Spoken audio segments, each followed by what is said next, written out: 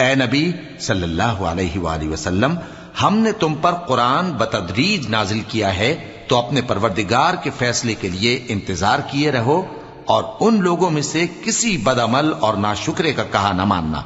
और सुबह शाम अपने परवरदिगार का नाम लेते रहो और रात को बड़ी देर तक उसके आगे सजदे करो और उसकी पाकी बयान करते रहो। ये लोग दुनिया को दोस्त रखते हैं और क़यामत के भारी दिन को पसे पुष्ट छोड़े देते हैं। हमने इनको पैदा किया और इनके जोड़ जोड़ को मजबूत बनाया, और अगर हम चाहें तो इनके बदले इन्हीं की तरह और लोग ले आए। ये कुरान तो नसीहत है, जो चाहे अपने परवरदिगार की तरफ पहुंचने का रास्ता इख्तियार कर ले, और तुम कुछ भी नहीं चाह सकते मगर जो अल्लाह को मंजूर हो। बेशक अल्लाह जानने वाला है, हिकमत वाला है। वो जिसको चाहता है अपनी रहमत में दाखिल कर लेता है, और जालिमों के लिए उसने दुख देने वाला अजाब तैयार कर रखा है।